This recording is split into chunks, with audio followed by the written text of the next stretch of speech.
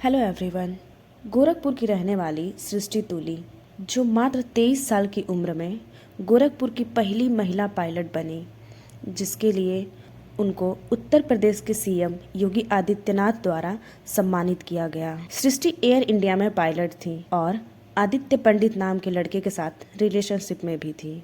24 नवंबर को सृष्टि अपने बॉयफ्रेंड आदित्य पंडित के साथ डिनर पर गई। उन दोनों के बीच कुछ कहासुनी हो गई। आदित्य पंडित वहां से निकल गया। सृष्टि अपने रूम पर पहुंच गई। अपने रूम पर पहुंचने के बाद उसने अपने मम्मी से फोन पर बात किया। बात सब ठीक ठाक नॉर्मल की। 2 घंटे बाद उनकी डेड बॉडी उस रूम में पाई गई। उसके बॉयफ्रेंड आदित्य पंडित के द्वारा पुलिस को ये बताया गया कि जब आदित्य वहां से 30-35 किलोमीटर दूर आ गया था, तब सृष्टि का कॉल आया जिसमें वो सुसाइड करने की धमकी दे रही थी।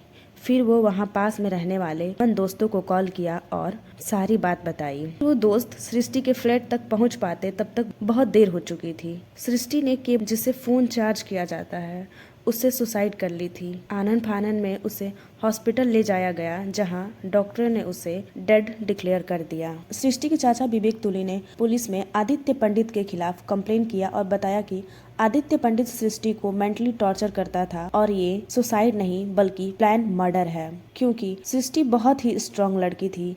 पायलट की ट्रेनिंग में भी उसे मानसिक रूप से ट्रेन किया जाता है। इतनी स्ट्रांग लड़की कभी आत्महत्या नहीं कर सकती, यह एक मर्डर है। सृष्टि के दोस्तों ने बताया कि सृष्टि आदित्य पंडित से बहुत प्यार करती थी, उसके लिए वो सब कुछ करती थी, लेकिन आदित्य पंडित उसकी उम्मीदों पर खरा नहीं उतरा और वो उसे बार बार मेंटली टॉर्चर करता था और उस पर चिल्लाता, और उस पर चिल्लाना उसकी आदत बन गई थी। एक बार वो दोनों डिनर पर गए थे, तब आदित्य पंडित ने उसे नॉनवेज नहीं खाने दिया और इस बात को लेकर उन दोनों में कहासुनी हुई और वो उसे बीच सड़क पर छोड़कर चला गया। फिर सृष्टि अपने दोस्त को कॉल की और वो दोस्त उसे पिकअप की। ऐसी ही एक बार की और बात है कि सृष्टि को अगले दिन फ्लाइट ले जानी थी, लेकिन आदित्य ने उसे जबरदस्ती अपने साथ किसी फैमिली फंक्शन में ले गया था। सृष्टि के चाचा के कंप्लेन के आधार पर पुलिस ने आदित्य पंडित को सुसाइड के लिए उकसाने के आरोप में अरेस्ट कर लिया है और उससे पूछताछ चल रही है, क्योंकि वो अभी भी सारी बातें नहीं बता रहा है। और पुलिस को एक बात खटक रही है कि चार्जिंग केबल से